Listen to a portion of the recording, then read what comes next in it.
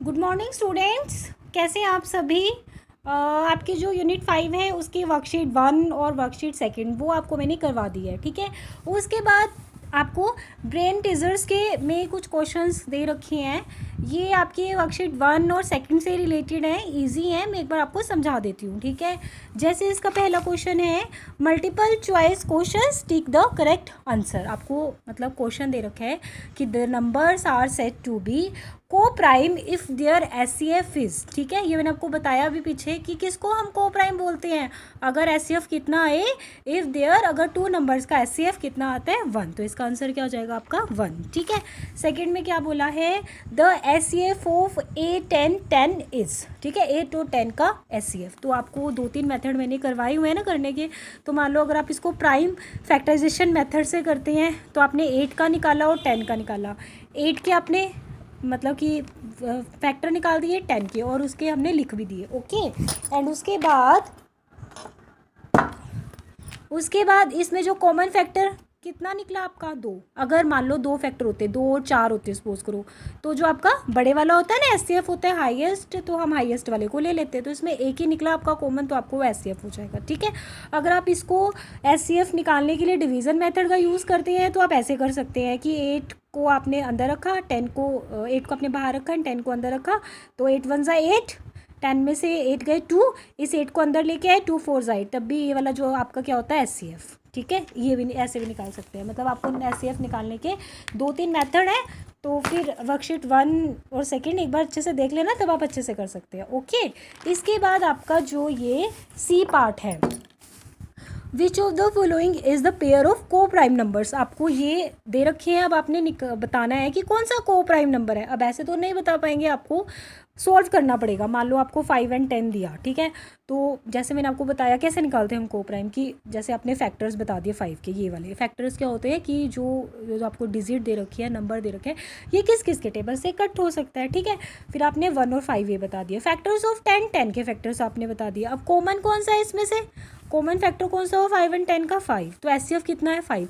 को प्राइम तो हम उसको कहेंगे ना अगर आपके पेयर का जो मतलब कि एचसीएफ 1 आए, तो ये आपका को प्राइम नहीं है।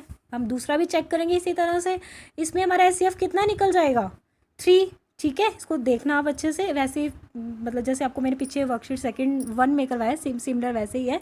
तो अब ये एचसीएफ 3 निकला है, तो हमारा एचसीएफ जिसका 1 आएगा वही हमारा को प्राइम होगा, ओके। तो हमने जब इसको चेक किया तो factors of 23 1 and 23, factors of 25 1 5 25, common कौन सा हुआ 1, तो कॉमन 1 हुआ और ऐसे हमारा क्या आया 1। तो इसका मतलब ये क्या है, this is the pair of को प्राइम नंबर्स। क्योंकि अगर पेयर का जो एचसीएफ है 1 आता है, बस वही हमारा को प्राइम नंबर होता है, ठीक है।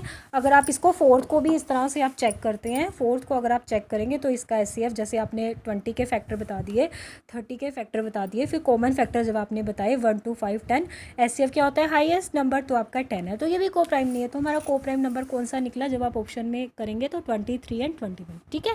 उसके बाद D part, the HCF of 89 and 90 is, मतलब एचसीएफ बताना है आपने 89 90 का। तो आपको इन्होंने पर्टिकुलर कुछ भी नहीं लिखा कि प्राइम फैक्टराइजेशन मेथड से बताना है कि डिवीजन मेथड से, आपने सिर्फ एचसीएफ बताना है। तो आप ये वाला मेथड भी यूज़ कर सकते हैं कि फैक्टर्स ऑफ 89 के फैक्टर किए, फिर फैक्टर ऑफ 90, फिर कॉमन फैक्टर्स आपने निकाल दिए 1 और एचसीएफ क्या आ गया आपका 1।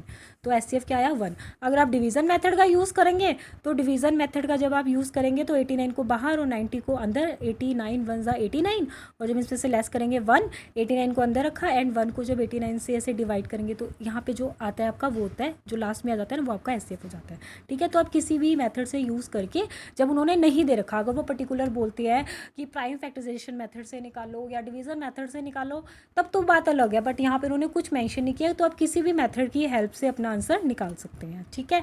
एंड उसके बाद पर आपने सोल्व करके ज़रूर दिखाना है, ऐसे नहीं कि डायरेक्ट कर देना है, ठीक है, कि आपने किस मेथड से किया है। इसे सोल्व ज़रूर करना है, चाहे ये मेथड करो चाहे वो मेथड करो, जो सा आपको ठीक लगे, ओके।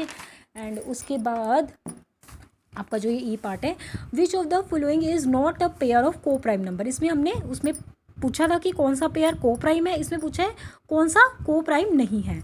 तो जिसका एचसीएफ 1 नहीं आएगा वो आपका को प्राइम होगा।